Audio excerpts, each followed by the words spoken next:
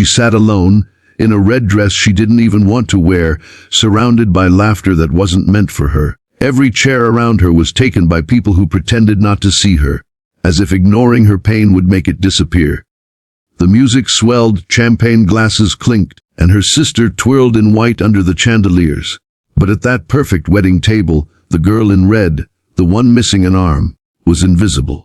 If you've ever known what it feels like to be left out, to be seen but not looked at, this story will stay with you forever.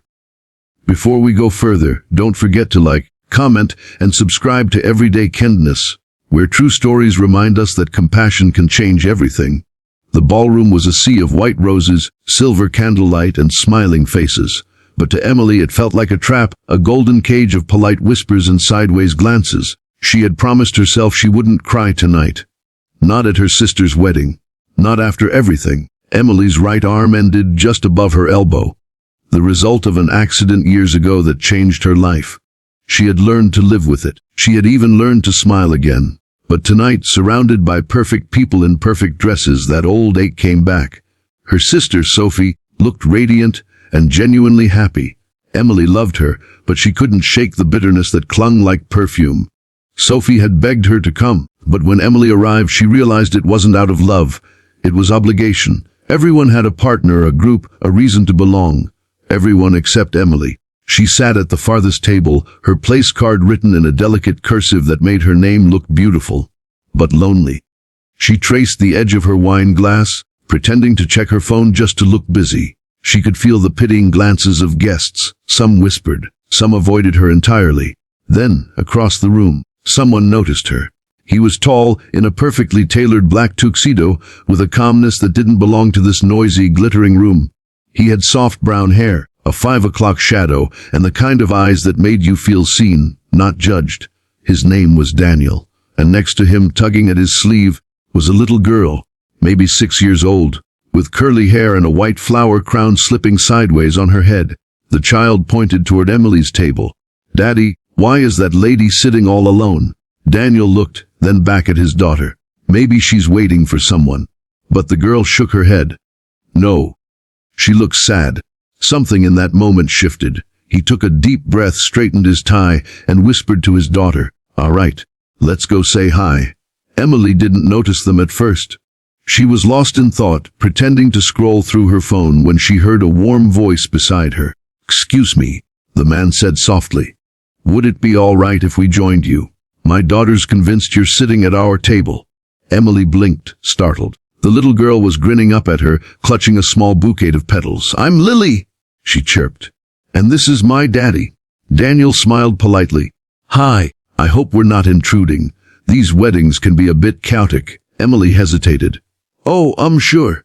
I mean, yes, please." For the first time that night, she wasn't invisible. They sat together, and conversation flowed easier than she expected. Lily was pure sunshine, talking about the cake, her lost tooth, and how she wanted to dance with her daddy. Daniel, meanwhile, asked Emily about her life, not out of pity, but genuine curiosity. He didn't stare at her missing arm. He didn't pretend it wasn't there. He simply saw her. She learned that he was a widower. His wife, Clara, had passed away 3 years ago after a long illness. Since then, weddings had been hard for him, reminders of what he'd lost. "So why come tonight?" Emily asked gently. He smiled faintly. "The groom's my cousin." Family guilt is a powerful thing. They both laughed, and for a moment the awkwardness melted away. Then Lily tugged Daniel's sleeve again. "Daddy, can I dance now?" He looked around the crowded dance floor. "How about we wait until the next song, sweetheart?" But Lily had already jumped off her chair, grabbing Emily's hand, or rather her left one. "You come too." Emily froze. The child's innocent touch felt like a miracle. No hesitation, no questions, no fear, just pure acceptance. Daniel stood smiling. "Guess we're dancing." The three of them stepped onto the dance floor. People turned to look. At first curious, then silent. Emily's heart raced. She could feel their eyes again, the same ones that had burned holes in her all evening. But then Daniel leaned close and whispered, "Act like you're with me. Just forget the rest." Those words hit her like a lifeline. "Act like you're with me." He held her left hand gently, guiding her through the slow rhythm. Lily spun between them, laughing. The room blurred. The whispers faded. For the first time in years, Emily wasn't defined by what she lacked, but by what she felt. Safe, seen, human. The song ended, and a small applause rose from nearby tables, hesitant at first, then warm and genuine. Sophie, the bride, looked over, surprise flickering in her eyes. Emily smiled at her sister for the first time that night. Later, as they sat back down, Daniel said quietly, "You handled that like a pro. Most people would have run." Emily shrugged. "I've had practice." He looked at her for a long moment. "I don't think you realize how strong you are." Something in his tone made her chest tighten. No one had ever said that to her. Not like this. Not like they meant it. As dinner continued, she noticed Lily asleep against Daniel's arm. He brushed a curl from her face tenderly. "She's lucky to have you," Emily said. He smiled softly. "I'm the lucky one." Hours passed. The wedding slowly thinned out, laughter fading into the night. Daniel offered to walk Emily to her car. Outside, the air was cool and quiet. She hesitated beside her car door. "Thank you. For, saving me from dying of awkwardness in there." He chuckled. "You saved me. I haven't smiled like that in a long time." They stood there, neither quite ready to say goodbye. "Listen," he said at last. "Lily's school has a fall fair next weekend. They're looking for volunteers and I think she'd like to see you again." Emily laughed, her eyes glistening. "You mean you'd like to see me again?" He grinned. Guilty, she nodded slowly. "I'd love that." Over the following weeks, they met again, at first by accident, then by intention. Coffee shops, park walks, and one memorable day painting pumpkins with Lily.